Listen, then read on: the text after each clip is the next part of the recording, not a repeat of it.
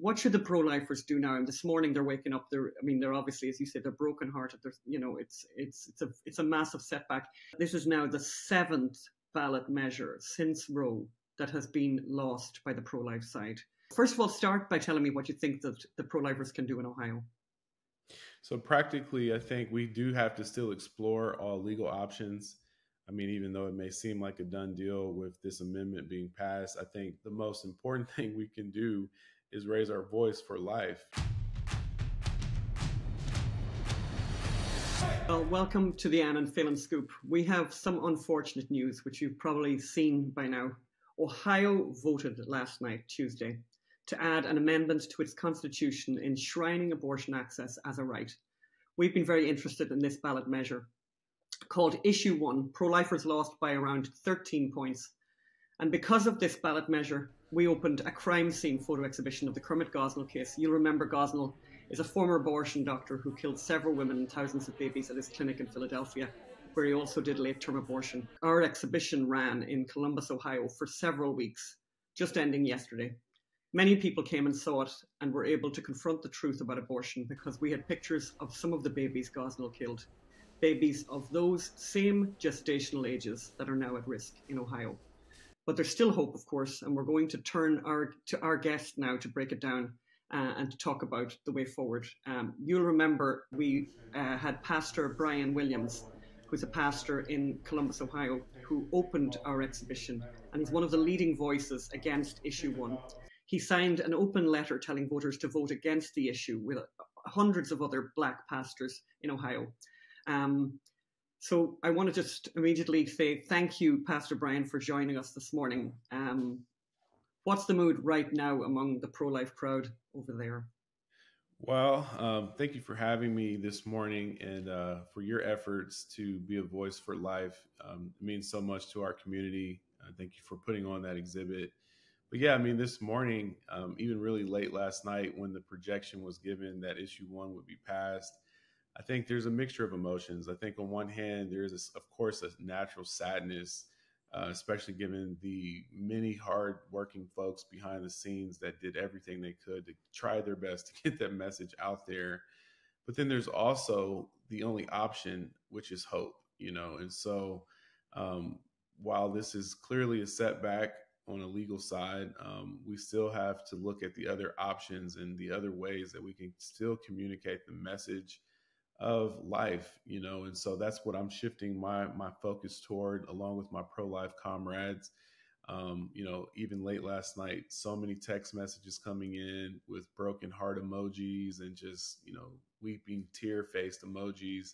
So yeah, it's definitely painful, and but we're resilient people, and just as we saw Roe v. Wade overturned after nearly 50 years. We're going to fight and we're not giving up. And I think that message needs to be echoed loud and clear that this is not over. We're going to continue to speak up for babies. So, why do you think the life lost to death, it's in such a dramatic way? I mean, that's a 13-point lead. How are they winning on this issue? How is the pro-death side winning on this issue? Well, I think that's a multifaceted answer. I think there was a lot of misinformation. The ad campaigns, I think, were effective, and there was a lot more money being spent on that side to promote their message, which was filled with misinformation. And honestly, I just think that we did not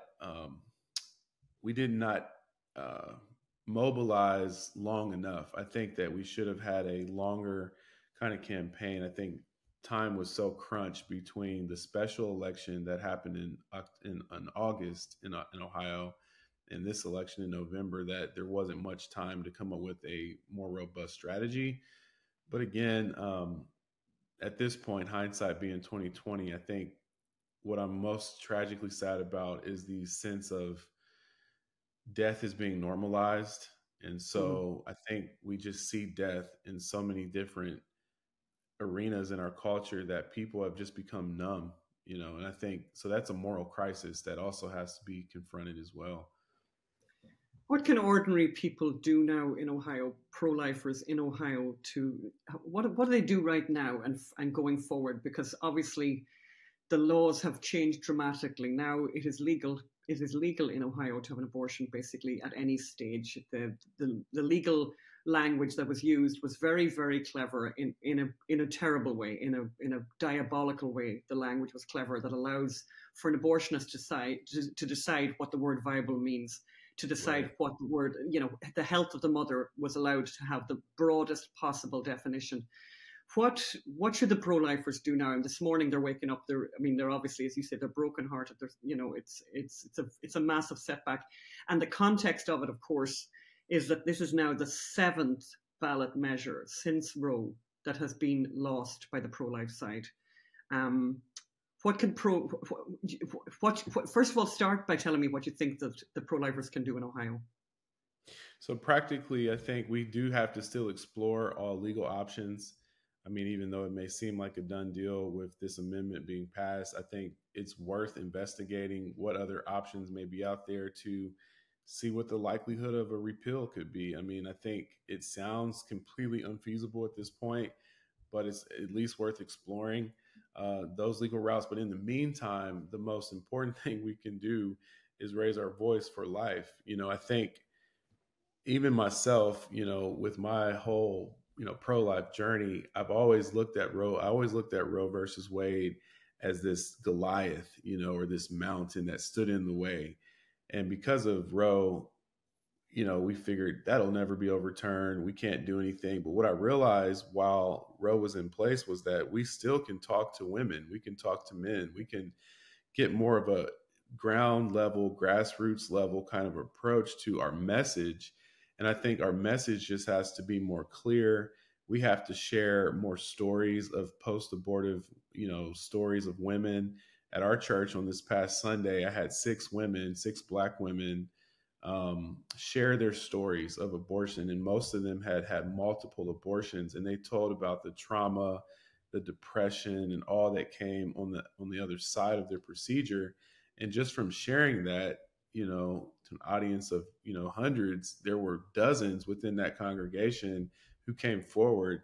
And so social media began to share their stories, and people inboxing us saying, hey, I was thinking about an abortion, but I've changed my mind. So I think our focus has to kind of evolve from just the legal route to more of a person-to-person grassroots effort, and hopefully shift the mentality of people on that level to consider life as the only viable option. And that's going to take, some planning as well. But I think that if we were in another country where abortion access is unrestricted, or if we were in another state, even that's more liberal leaning across the United States, we'd still have to stand for life. So I think my focus is more, how do I speak to people before they even get in the situation? And once they get in the situation, when they realize they're pregnant, making sure that we are doing everything we can to support them, to make sure that abortion is just not even an option on the table. I'm just thinking now. I mean, obviously, given this change in the law, I mean, you could have a Gosnell in Ohio. Yeah. This is possible. You went to the exhibition. What were your reflections on going to the exhibition? And do you think something like that might be effective in trying to change people's minds? Absolutely. In fact, the remarks I gave at the opening of the exhibition I titled my remarks, "The Power of a Picture." And I told my story of how I saw a picture as a college student of an aborted child, and that changed my life. It made me look at the issue through a different lens. So I think, as much as it could be considered by some as shock factor, I mean, there's a reality factor is what it is, that people are seeing the reality. And so I think things like showing people the grotesque nature of what's actually taking place is jarring enough to have them shocked into reality.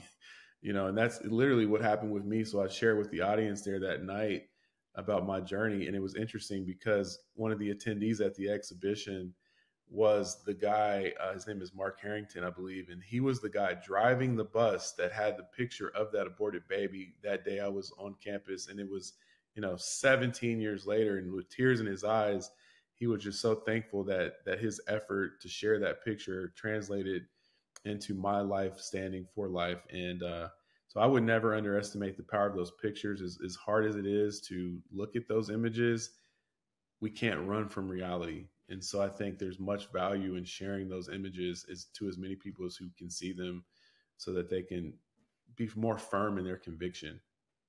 Yeah, so I mean well, thank you for that. I mean, it's been something on our minds, for a long time, that we should try and get these pictures out, because they are, as you say, they're very, very powerful, and they're unimpeachable. These were shown in a court case, so nobody can say that they're, from some kind of, from the pro-life movement or anything like that. So, Pastor Brian, what advice would you give to the states that are facing these ballot measures in 2024? We think there's about 6 or 7 states so far that are proposing to have abortion ballot initiatives. What advice would you give to them now, early in November of 2023? I would say get started as soon as possible with a life message and campaign. Have the people in position of authority, the government officials, and community leaders rally as much early support as possible before the ad campaigns kick in and the propaganda machine gets turning. And I think, again, if we could have probably got started a lot sooner in Ohio, I think we could have maybe seen a different turnout. But I think another practical factor here is voter turnout. I don't know what the final election result numbers are. I haven't checked this morning, but I looked last night, roughly 8 million eligible voters in Ohio, and I think less than 50% turned out to vote. So I think that's a demographic issue where we have to where are these unengaged voters, and get them to the polls. And I think, again, it's one of those things where the graphic nature of what we're actually talking about here has to be uncensored. So whether it's through visual aids such as the Gosnell exhibit, or if it's just medical professionals graphically describing what are you actually doing. This is not, they try to make it seem like it's just a typical medical procedure or reproductive health care. And they're literally suctioning the brain of a baby out through a vacuum tube, injecting it with saline solution. I mean, these are graphic things that are murderous, and it just has to be shared. I mean, so I would appeal to people of courage to speak out and to make your voice heard, and don't wait till 6 weeks before the election to do it. Get started as soon as January comes. Commit your year to it.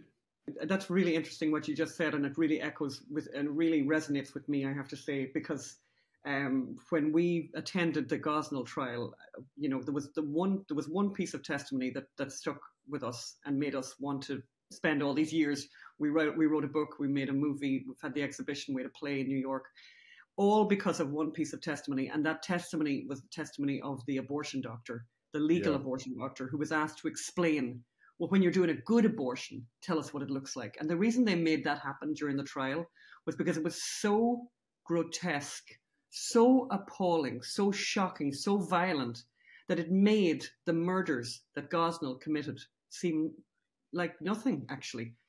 It actually trivialized, in fact, what he did, because it was so extreme. And I remember this was, a bit like you with the bus, actually. I mean, it was very, very similar with Phelim and I. We were like looking at each other going, okay, that piece of testimony, we have to get that piece of testimony out there. And we made the movie, and we said that was the main thing we wanted in the movie. And I remember saying one time, and it's kind of almost funny, but it really strikes me what you just said there, because I remember saying to Phelim, no one's ever had that. That's never been said in a movie before. No one's ever had that language in a movie before.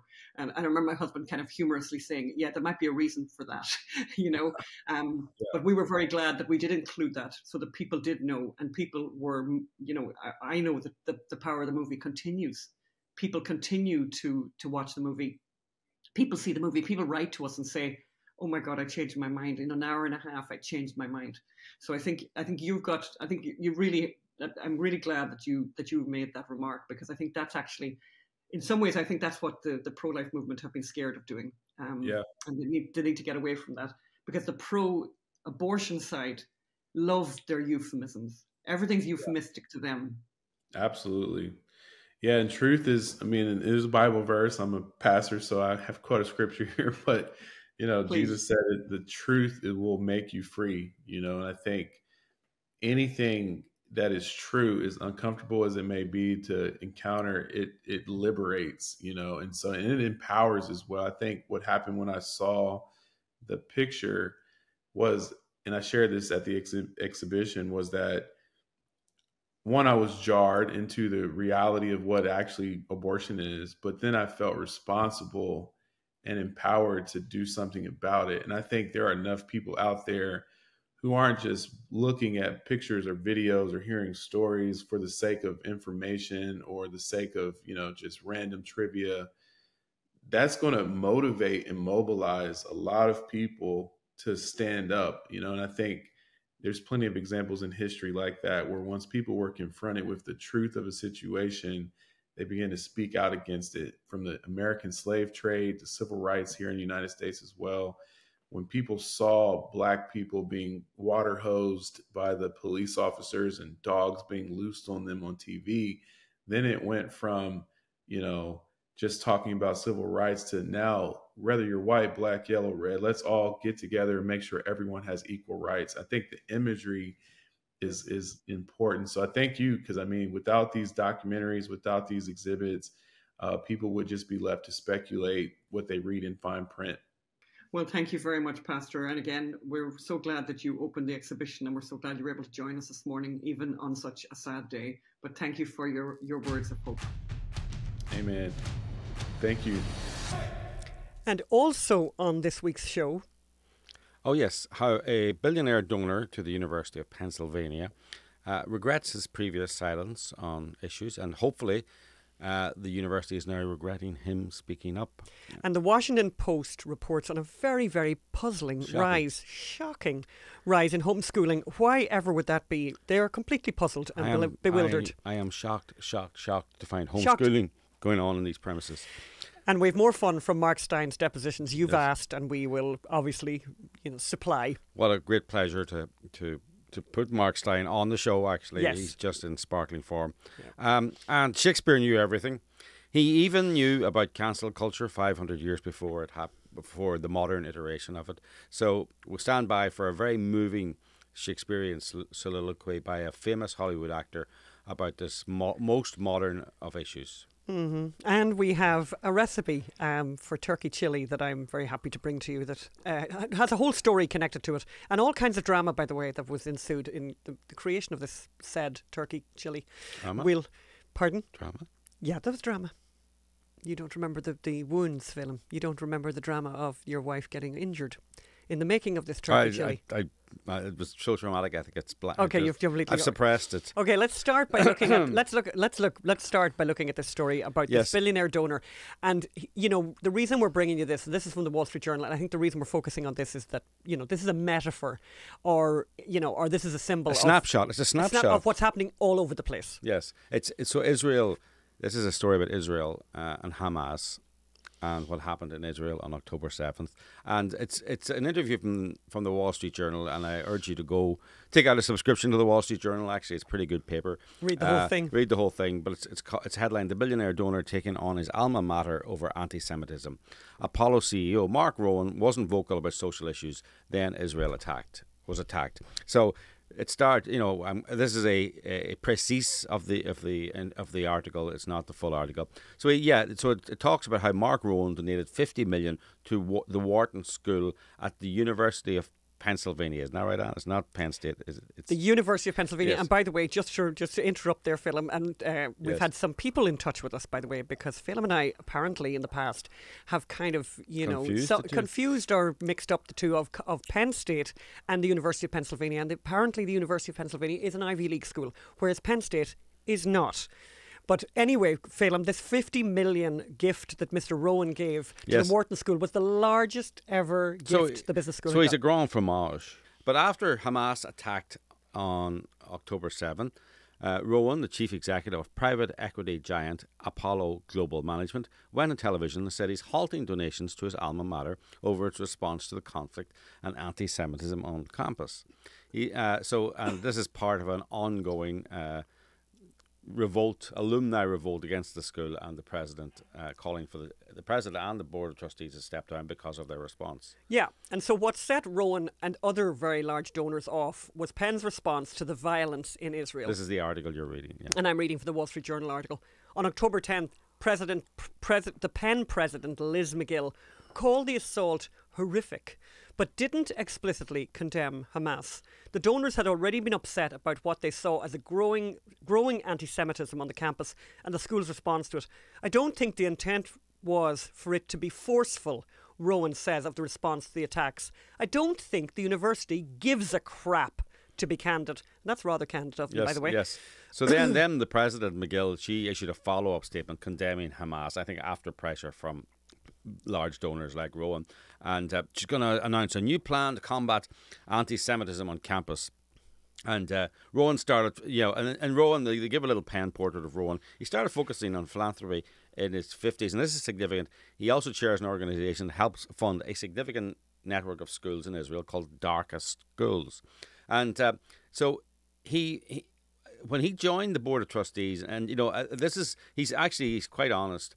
He wasn't as vigilant as he should have been. He noticed with the board of trustees and all the years I was a trustee, we never had a debate, we never had a discussion, we never made a hard decision. And he contrasts that with his day-to-day work. And I think that's an incredible quote, by the way. I just think that, just to go back on that. So you have somebody of his stature on this board, somebody that's in the cut and thrust of the world. Obviously, there's a lot of things happening at the University of Pennsylvania. And in all the years I was trustee, we never had a debate. We never had a discussion. We never made a hard decision. Like, what now? It's very interesting. We've talked about this before, personally, Anne, about how people become millionaires, become really, really successful by being data-driven, by demanding results, by demanding a return on investment, right? Which is a good thing. And then they give money to charity. They give money charitably, and have make no demands.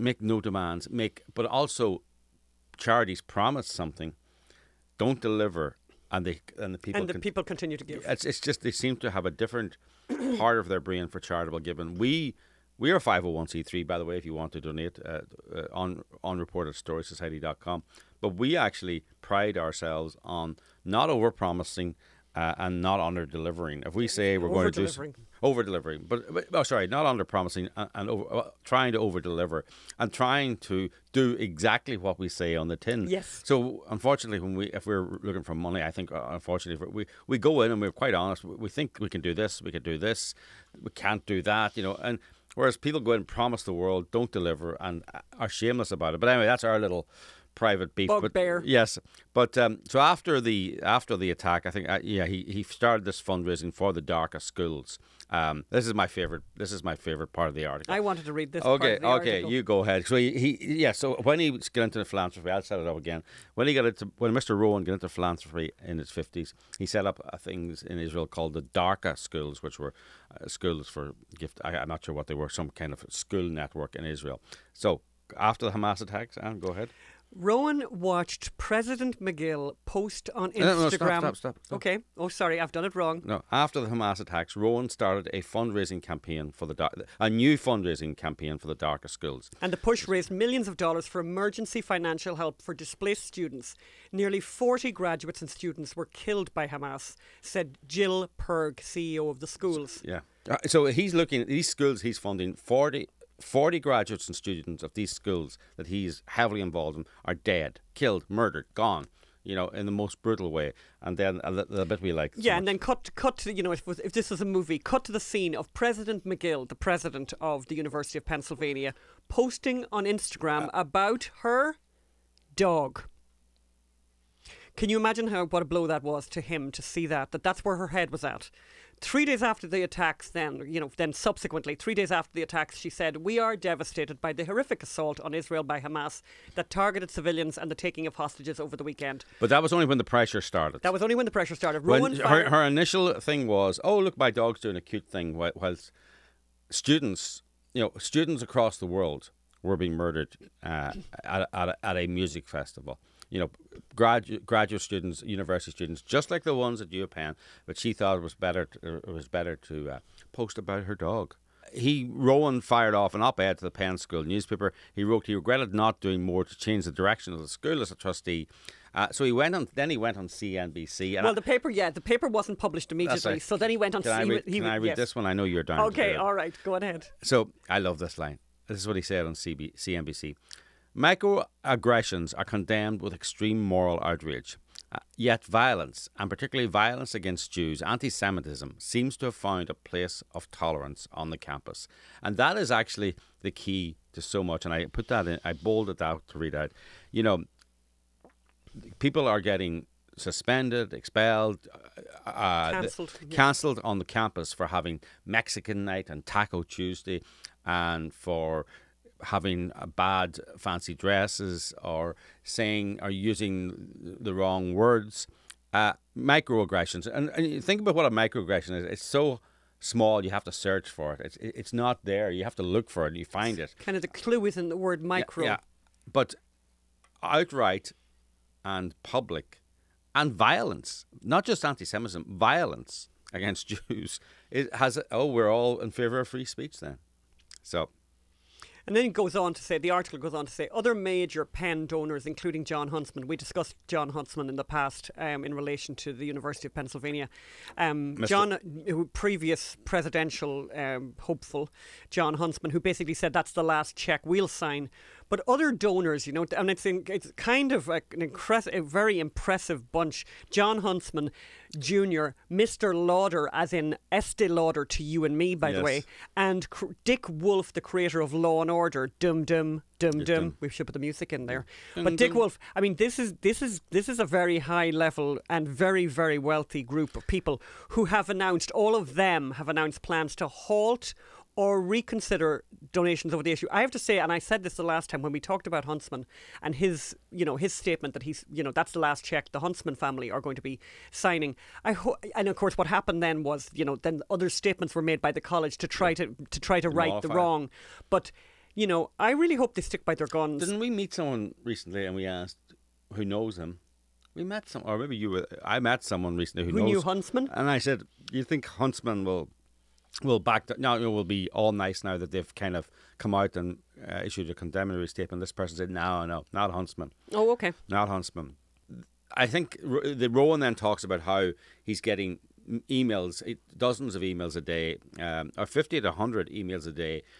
From the administration, from people at the university, saying they're getting anti-Semitic attacks. They're made to feel unwelcome. I mean, it is not a good place for Jews.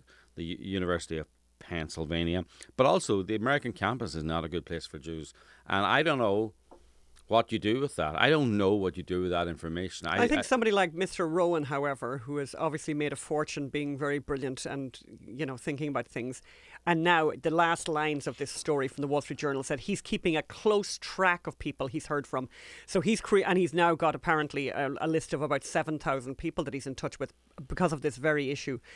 I'd like to think that people like him and Lauder and Huntsman and Dick Wolf, for that matter, might, start to do very interesting things in order to defend the Jews and in order to fight against anti-Semitism. And just on a personal note, to say that, we spent last Friday Shabbat dinner with dear friends. I won't get into too many specifics, but a wonderful Shabbat dinner that we go to very often here in Los Angeles with very dear friends, and we consider them basically family. And I spoke to the wife of the family, the wife of the rabbi, at the end of the meal, and it was really extraordinary. I said to her, how are you doing? Just the two of us were chatting in the kitchen, and she said, before all this happened, she said, she said her husband and herself, the rabbi and herself, would have a joke, and the joke was, when somebody would say, "How are you doing?" she'd say, "We're doing good, for Jews." And, she kind of laughed and said they got a good laugh out of that for years. And then she said, now when people ask, she said, "We're not doing good for Jews. We're not doing good." And she was saying that she's in a WhatsApp group, and so many friends that she has, their young people have been called up for service. In Israel. In Israel. And she's she's completely stunned, and she's completely stunned by people's reaction. And the lady, she works in, I won't get into where she works, but she works with a variety of people. And she was saying that there's a Jewish gentleman that she works with, and she said she really likes to work with him because there's no small talk between them. She said, and because she's not fit for it. She's not fit to have any small talk with people. She said, I don't want to talk about Halloween. She didn't want to talk about Halloween. She didn't want to talk about anything else. And that she said he was the one person really out of this large group that really understood how she felt. And we're seeing that and we're hearing that from Jewish friends all over the place. And it's, it's a moment, it's an inflection point, I think, because, there's a sudden realization, oh my God, this is what you really think of me. I mean, it's very, very, very shocking for the Jewish friends we have that have discovered people that they thought they knew, they didn't really know at all. And it's an awful time. And I would urge anyone out there to get in touch with your Jewish friends and just check in on them, make sure they're doing okay, because it's a terrible time. I think people, or those of us who are not Jewish, are actually reeling from this, and everyday reading, particularly on social media, on Twitter, etc., reading the stories that are coming out, it's extremely upsetting. So you can imagine for people who are Jewish, and I just said to Phelim on the way over, when you think of like somewhere like Ireland, they talk about if something happens in Ireland, you'll have a friend of a friend of a friend who knows somebody, but the Jewish population is not huge, and you think these are 2 degrees or 1 degree of separation from something horrific. These people know these people that this has happened to. So it's an awful time. It's an awful time for people. Anyway, we'll go on to something that's not as awful. I mean, it's awful, and we're not going to be leaving this story anytime soon. Yeah. We are very, very, very, very focused on it. Watch this space. In fact, watch this space. Okay, homeschooling. So this is we kind of thought this was kind of a funny story. Kind of well, in some ways, Washington Post. The fact that Washington Post actually decided to actually report on this, they've done a survey to look at the state of homeschooling across the United States, and they've discovered, shock, horror. Oh my God. Knock me down with a feather. They have discovered that homeschooling has, exploded since COVID, that it exploded during COVID and it has not returned to pre-COVID numbers. And they're and the Washington Post are going, I wonder why. And what's really interesting is this explosion is happening all over the place, by the way, but also included in places where the school districts have good results, where the schools have good results. So it's like, it's interesting. So you're taking your kids out of school, even out of a school where the results are kind of good.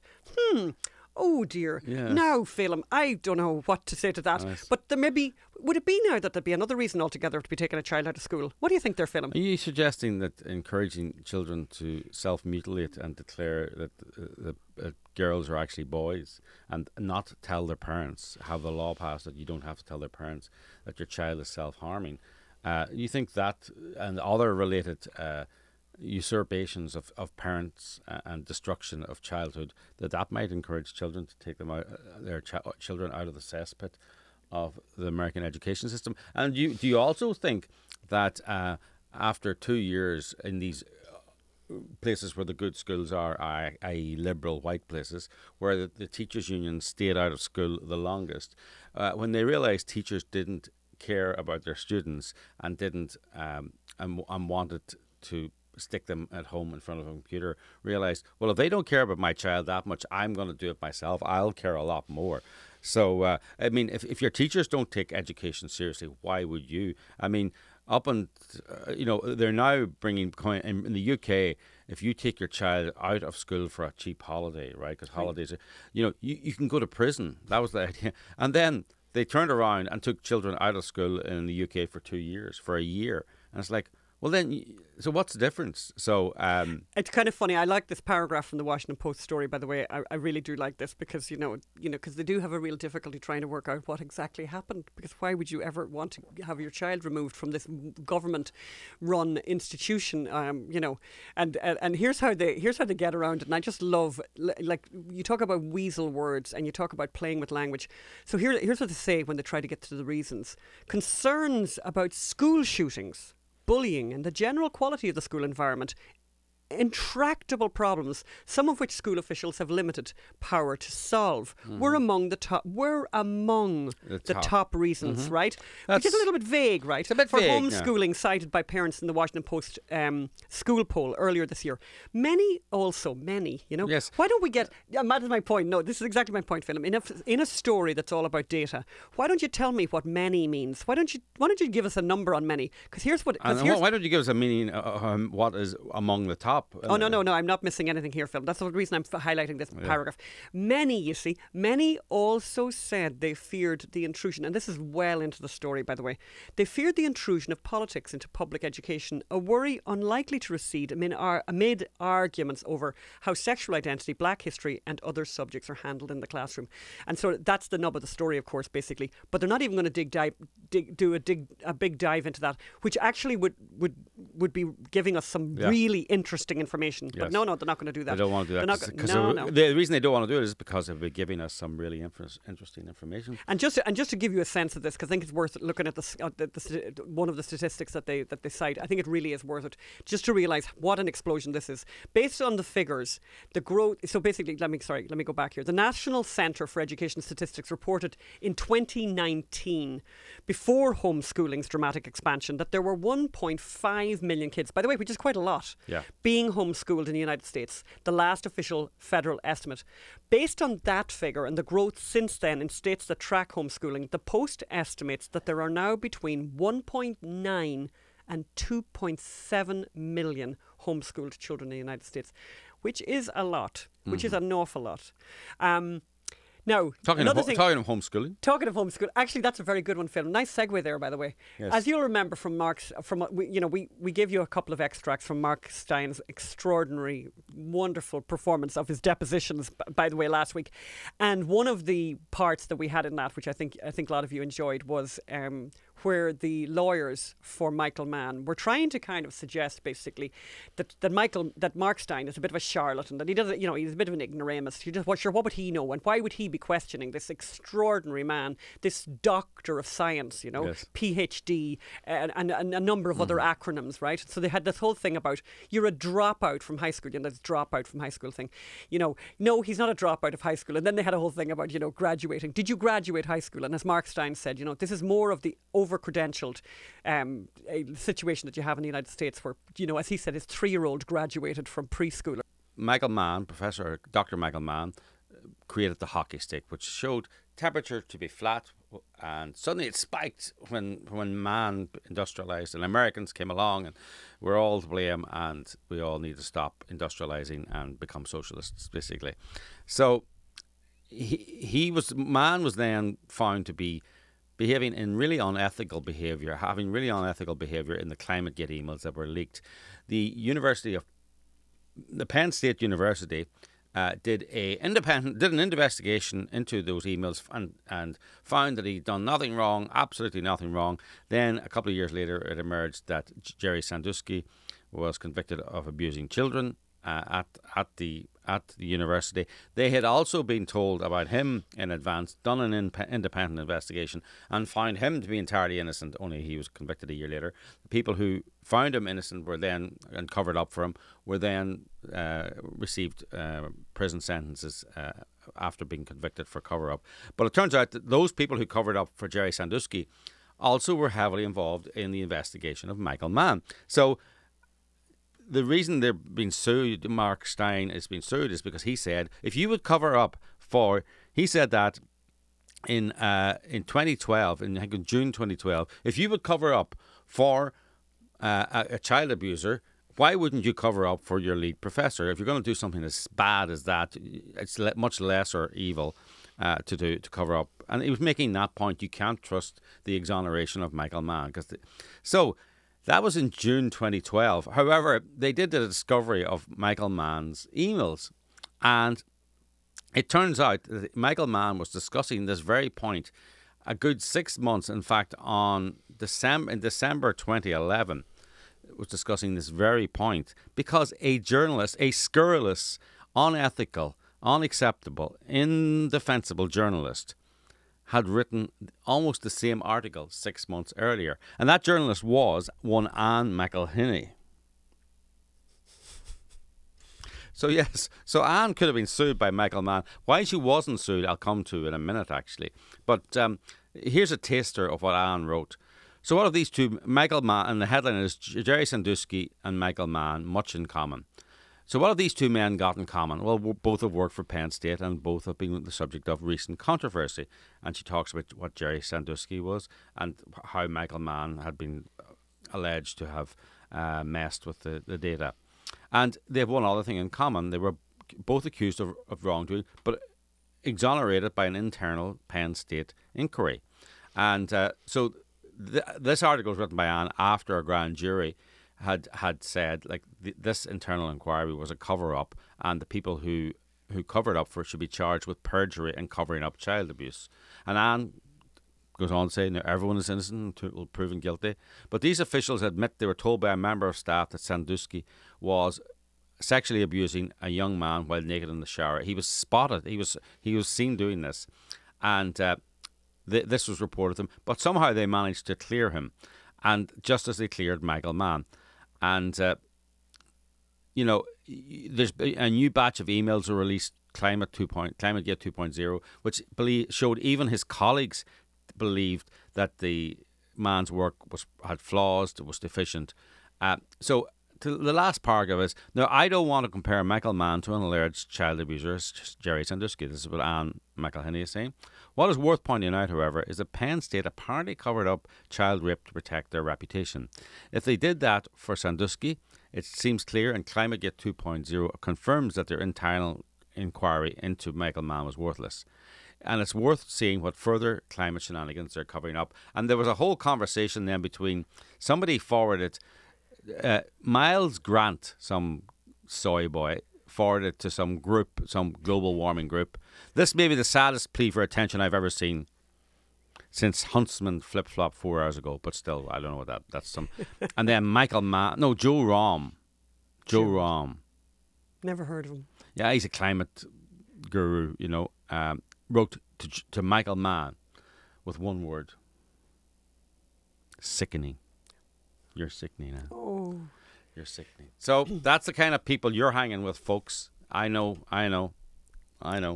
Sickening. Let's remind ourselves about the hockey stick, and let's hear Mark Stein now explain what was wrong with the hockey stick. And the title of the article is Where Rising Hot Air Hits Cold Hard Facts. And your discussion here, the hockey stick, and you talk about the resultant graph looks like a long bungalow tacked onto the side of the Empire State Building. You see that? Yes. And that's what you're referring to as the hockey stick graph. Yes, that's correct. And the reason that you believe it is incorrect or not formatted properly is because it uses incompatible data sets, right? Objection. Yeah, that's what I say there, incompatible sets of data. Right. One is temperature records and the other are proxy records, right? Correct. And this, you have maintained this position that the hockey stick graph is fraudulent for that reason from that period of time all the way up to the present, correct? Well, I maintain my position since that Telegraph article 19 and a half years ago. But the basis for its fraudulence, expressed more generally, is that it does not demonstrate what it purports to demonstrate. And the incompatible sets of data I referenced there, what my friend Jennifer Marahasi, who's a scientist at Queensland Central University in Australia, what Professor Marahasi says is like sticking an apple on the end of a banana, or which I call stapling the Empire State Building to a very long bungalow, is only a part of that. But the fraudulence of the stick I have maintained since in public, since that piece in April 2001. The reason I think he didn't sue you, Anne, is because you have no money. Oh yeah. And because he's not interested in they wanted to bring Mark Stein down. They wanted to bring the CEI down because Mark's co-defendant worked for the CEI. They wanted to bring National Review down. They wanted, there was no point in going after you because you had no money. And okay, apart from the fact that you're correct as well, by the way, but So what else are we doing? And just before we leave Mark Steyn, because I think this will be the last piece from the depositions. And as I said, you can go to Steyn online and listen to all of the depositions. And it really is worth it. It is very, very entertaining. I'd highly recommend it.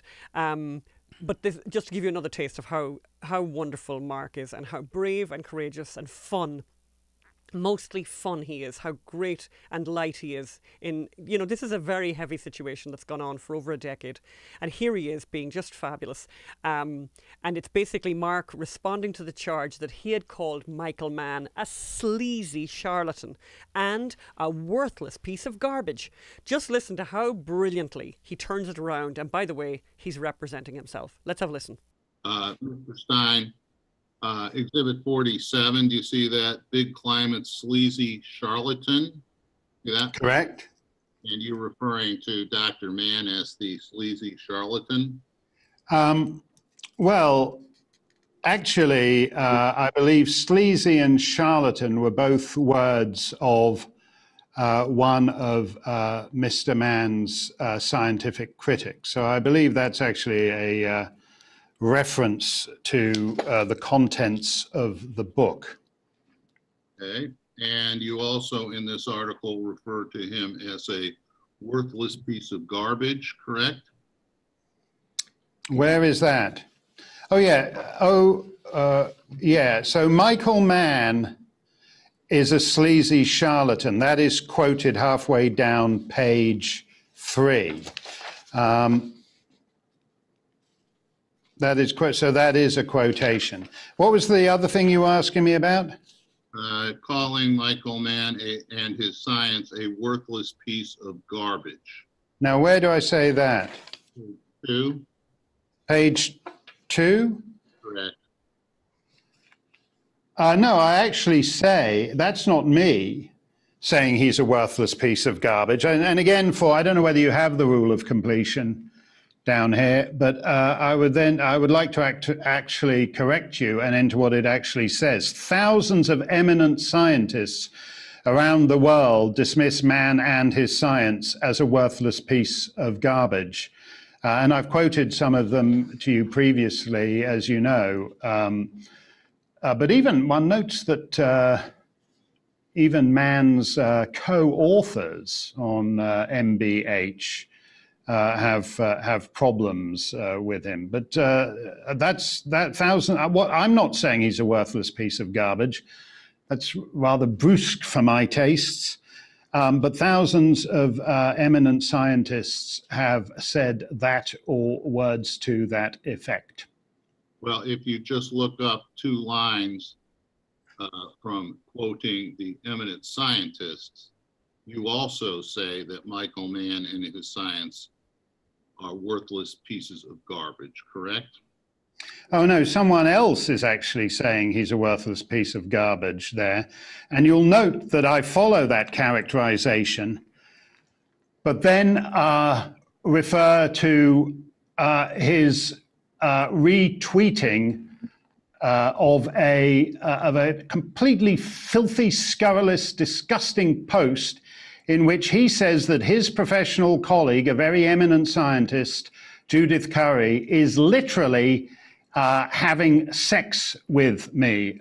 Dr. Curry is a happily married woman, and there is, throughout the tight little Anglo-American climate cartel, a very creepy and disturbing misogynistic character, of which Mann is by far the worst example, whether you're talking at the light end of the scale, when, for example, Tamsin Edwards, a Welsh scientist who supports 80% of what Mann supports.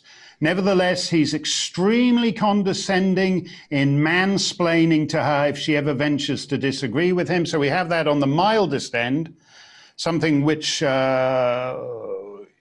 is itself indicative of at least a condescension and light misogyny, to the absolutely filthy stuff, the filthy charge he amplifies and lets go viral to all his doting man boys that Dr. Curry and I are in the sack together. He should be ashamed of that. And frankly, worthless piece of garbage is letting him off lightly on that.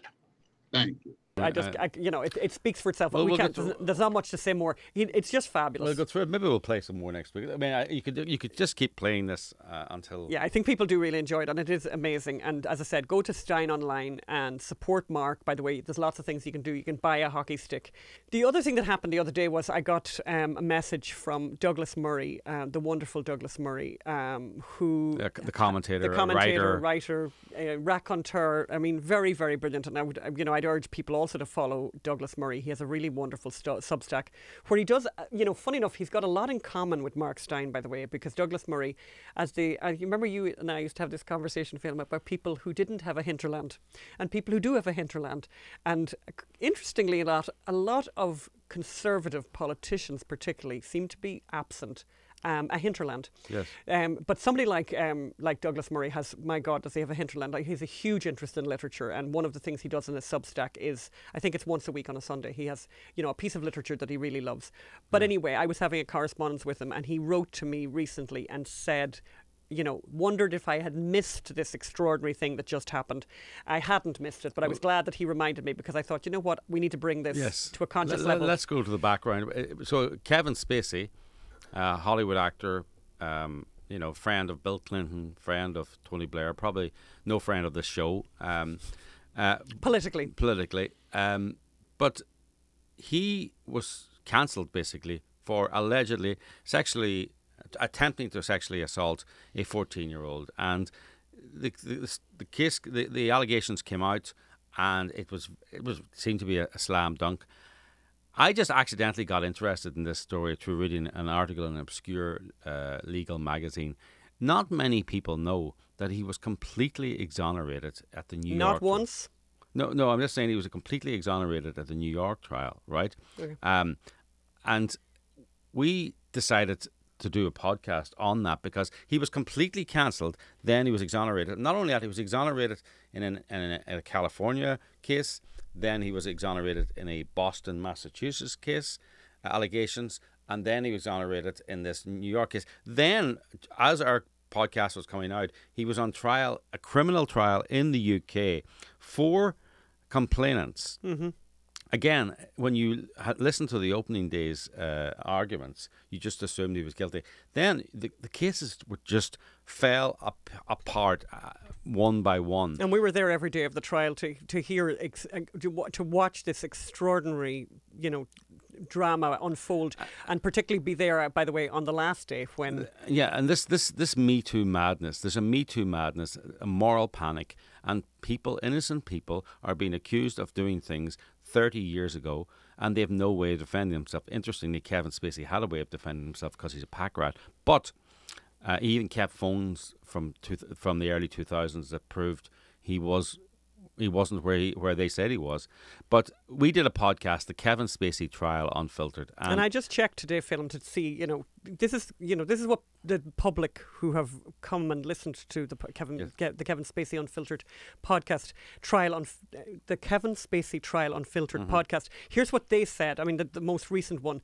Absolutely fantastic. Unbelievable how a man's career was ruined by false accusations and pinned as guilty before the trial. Great to see the truth come out in the end. The podcast was so good. I got through it in one weekend. The next person says, there are few stories of truth coming out lately in our society. Anne and Phelim and the Associate did a great job of showing how intelligent people on a jury could come up with a verdict that anyone listening could agree with. And the left, excellent production. The truth shall set you free. The left eat their own. The left eat their own. Yeah, binge worthy. This was an amazing podcast, so well presented, and did a fabulous job of narrating. That's me, by the way. I ended up binge listening in 2 days. This matters, whether you like Kevin Spacey or not, because when we allow people to lie and then sue people because of movements like Me Too, without even looking at the facts, everyone loses. The next victim could be you. And there's loads and loads more like that. But so we would urge you to listen to the podcast. Go to anywhere that you get podcasts, and you'll go to Kevin Spacey Trial Unfiltered. The Kevin Spacey Trial Unfiltered, yeah. So Douglas Murray was giving a lecture in the UK about cancel culture. So let's just play the excerpt that we think is really important, and stand by for a special guest towards the end. And it's a short enough clip, but you will really hang on till the end. Yes. In an era of cancellation and defenestration, we sometimes forget that we cannot go on like this, and also that we've been here before. We know this because our greatest writers and artists have addressed this question in their own times. When Roger was going through his own battle with the Shallows, I often thought of Shakespeare's rarely performed but great play, Timon of Athens. Timon has the whole world before him. He's surrounded by friends and admirers. He's been generous to all, yet he falls on hard times in the city. And when he does, absolutely everyone deserts him. He's left with nothing and nobody, and risks being filled with despair and rage. It doesn't help that he's shadowed by the cynical philosopher Epaminondas, who has warned him that just such a desertion might one day occur.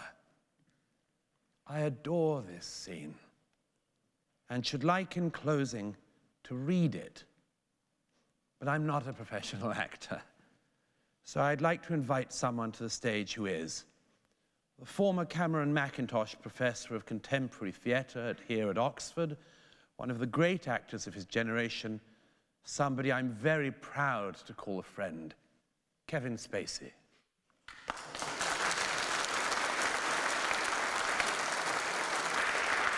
Why dost thou seek me out? Why dost thou seek me out, Epaminondas? Thou art a fool, whom fortune's tender arm with favor never clasped, but bred a dog, a mangy dog. Hadst thou, like us, from our first swath, proceeded in the sweet degrees that this brief world affords, to such as may the passive drugs of it freely commend, thou wouldst have plunged thyself in general riot, melted down thy youth in different beds of lust, and never learned the icy precepts of respect, but followed the sugared game before thee. But myself, who had the world as my confectionery, the world, the mouths, the tongues, the eyes, and the hearts of men, at duty more than I could frame employment, that numberless upon me stuck as the leaves do on the oak, and have with one winter's brush fallen from their boughs and left me open, naked for every storm that blows. A beastly ambition that the gods do grant thee to attain to. If that were the lion, the fox would beguile thee. If that were a lamb, the fox would eat thee. If that were the fox, the lion would suspect thee when, perchance, thou hadst been accused by the ass. And were thou the ass, thou wouldst be tormented by thy dullness, and still thou livest as a breakfast to the wolf. And wert thou a wolf, thy greediness would afflict thee, and oft thou shouldst hazard thy life for thy dinner. Wert thou a unicorn, pride and wrath would confound thee, and oft thou shouldst hazard thy life for thy dinner. Wert thou a bear, thou wouldst be killed by the horse. Were thou a horse, thou wouldst be seized by the leopard. Were thou a leopard that were germane to the lion, all the spots of thy kindred would serve as jurors on thy life. Jurors on thy life. and all thy safety were remotion, and all thy defense absence.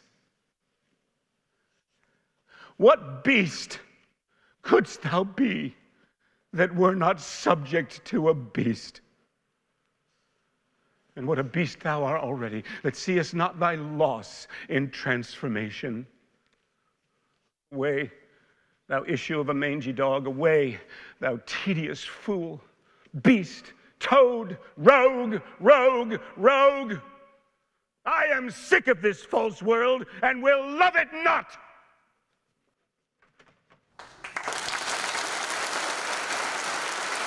I just think there was something absolutely miraculous, as in like from God, about Shakespeare, because Shakespeare, and I don't understand it, and I also had this conversation with Douglas Murray, where, you know, how is it possible that this guy from, where was he from, film in England, you know, Worcester or something, you know, Lancashire or whatever, you know, Warwickshire? No. Yeah, Warwickshire. Actually, you know what? I think it was Warwickshire. Shakespeare, who seemed to just know absolutely everything about the human condition. And I think I was telling somebody else about this, and they made the point, very, very good point, you know. Shakespeare never went to Denmark, you know. He never went to Venice. He was never in any of these places, and yet he wrote about the very essence of the human condition. And obviously this performance you've just seen with Kevin Spacey talking about cancel culture, you know, in the words of Shakespeare, absolutely tremendous. And obviously the tragedy here is that this man has been exonerated now in courthouse after courthouse after courthouse in multiple jurisdictions, and his life is still over, and he's still cancelled, and he still doesn't get to perform. And I think, Phil, you told me the story, and you'll remember it better. Even recently, some, you know, movie producers had put him in tiny microscopic roles. Put his voice on a phone, on a show, on a movie. I thought it was on a phone, like his voice. And a venue cancelled the premiere because they were disgusted to have him, his voice, even in the same room as their staff. And it's like, do you realise, like, you know, when I was young, leftists, by the way, were supported exonerating people. That was the whole thing. Yeah. They led the Innocence Project. The Miscarriage of Justice Project, and now it seems to be we're going to destroy people, even if they've been exonerated in a court of law, in 4 courts of law. So. And now we're coming to a recipe. I know we haven't had a recipe for forever, so I'm apologies for that. But, you know, anyway, this one attracted me, by the way. So this is in the this is in the New York Times. And I have to say, it's the one thing about the New York Times that I do really like is the recipe section. However, on this occasion, I feel like the New York Times extended its lying business into the recipe area. And here's why, Phil. Here's why, Phil. Are you saying this is disinformation, I'll tell you why. Is it misinformation? I'll tell you why. So they say turkey chili. You can see the thing I'm putting up there. This is from the New York Times. Turkey chili, and they're saying total time 35 minutes. The other thing that they have underneath that is the rating. And that was what attracted me as well. So 14,697 people gave this recipe a 5-star rating. However, there are 1,680 community notes on this same recipe. And the funny thing about the community notes is they're in complete contrast to the 5-star ratings, because basically every one of the community notes says, don't do the recipe the way that it's written. Mm-hmm. So I decided to do the recipe the way it's written, and now I can agree with all the people who created the community notes. You're agreeing with the New York Times readership, are you? I am. It's shocking. So, and the other thing, so, you know, when they say 35 minutes, I think that's fine, 35 minutes. You know what they don't take account for? They don't take account for the number of ingredients. There was an enormous number of ingredients in this particular chili, and I did add a couple myself, but there was an enormous number, and I'm just showing you there. There's a photograph showing you all the ingredients. I mean, that's a lot of ingredients. There's turkey, there's onions, garlic, red pepper, celery, carrots, jalapeno, fresh oregano, bay leaves, chili powder, cumin, tomatoes, chicken broth, red kidney beans, shredded cheddar, sour cream, and sliced lime as a garnish, optional, which I didn't have. I mean, that's a lot of ingredients. And one thing I will say, because I kind of ran over there the ingredients, but one of the ingredients obviously is jalapeno. And this will remind Phil of the injury that happened to his wife that he obviously completely forgot about. I made the completely rookie error of chopping that old jalapeno and coring it and divining it and taking out the seeds without wearing gloves. To which I got what is now known, and I've now learned, what's called jalapeno hands. Jalapeno hands is a burning sensation that you have in your hands for maybe 2 days after chopping a jalapeno without protection. I used aloe vera, which you just drank it up. Do not do that. You need to wear gloves or use a knife and fork. But anyway, let's get the chili into the pot. I'll show you how it was made following the recipe, and I'll tell you what you need to do to make it better. And back in the kitchen. Okay. What the recipe suggests is everything is in the one pot, by the way. You heat the oil in a very heavy pot. That's a Dutch oven. You can see it there. And you start. So I've actually changed it. So when you go to the show notes, by the way, and when you go to the website to look for the recipe, unreportedstoriesociety.com. I've already changed the recipe to reflect the way it should be done. So according to the New York Times, you should start by browning the meat separately. Brown the meat. And then into the meat, you throw in the onions, garlic, sweet pepper, jalapeno, cook all that down. It's all very, very simple, by the way. So you do all that, and then after that, you put in the oregano, the bay leaves, the chili powder, and the cumin. Again, in the recipe, it said 3 tablespoons of chili powder. I think that's a lot, and I think anyone who has a sensitivity to heat, you could have that, actually. Do you know what I mean? You really could. And then cumin. There's a lot of heat in it. There's a lot of heat in it. Now, Phelan was finding it a little bit challenging now. Stir to blend and cook for about 5 minutes. Then you add the tomatoes. You can see me doing that there. Add the tomatoes, the chicken broth, the salt and pepper to taste, and bring to a boil, and then reduce that heat down and simmer that for about 15 minutes. And I would say again, and I was cooking with a very good friend of mine, and she and I both agreed that the 15 minutes is not long enough. I would let that cook a little bit longer than that. Then you add the red kidney beans that have been drained. Put the beans in there, fabulous. And cook again for about 10 minutes. Again, I'd cook it longer than that. And then you serve it up. Now, it does look very well there. Look at it now, what it looks like when it's served up, with big lumps of cheddar on top of it, sour cream, which definitely is needed for people who can't cope with the heat, and you could put a lime wedge. We didn't. I would say to you now, it is much better the next day, and it would be much better if you didn't do it the way the New York Times suggests. And what you should do is you put all the vegetables in first and caramelize them before you add the meat. And actually, the other thing I think is, don't bother, obviously it's very attractive to do everything in the one pot. But you know what? Don't bother with that. Get a skillet and brown the meat separately in the skillet, and then add the skilleted browned meat into the vegetable mix. And if by doing that and caramelizing those vegetables, you're going to get an awful lot more flavour. Yes, Phelan, would you like to say something about that now? No, I agree with, just don't forget the gloves. Don't scratch your eye afterwards. The chili was delicious. Was delicious. And it's healthy, by the way. It's a healthy dish. And it's good for the environment. It's probably not. Oh, I don't think it's good for the environment. Well, that's an extra bonus, We never do anything that's good for the environment in our house. I want several trees to die. That's right. That's right, yeah. At least one species to go extinct. We're not happy unless there's a lot of toxins in the kitchen. Yes. So we come to the end of the show. We're getting a new cooker. We're getting a new stove. We are getting a new stove because the stove, the actual cooker, whatever they call it. And by the way, it's a really funny thing when we went to buy a new cooker to realise that our language, the massive language difficulties, because what we call an oven is not what's called here. And there was words like range and stove and all these words. So anyway, we eventually worked it out, but we actually had to go directly to Costco to get the cooker. So we will report on how the cooker works out. I have a question. Go on ahead with your question, Phelan. You can buy a range or a cooker for $4,000 and $5,000 and $3,000. We didn't, just so you know. And you can buy one for less than $1,000. That's what we did. Would people write in the YouTube comments and explain? Well, tell me, what are you getting for the extra $4,000? Extra 2 or 3. Are we being penny wise and pound foolish, as they say in the UK? Are we, that 5,000 is the price of a car, Phelan.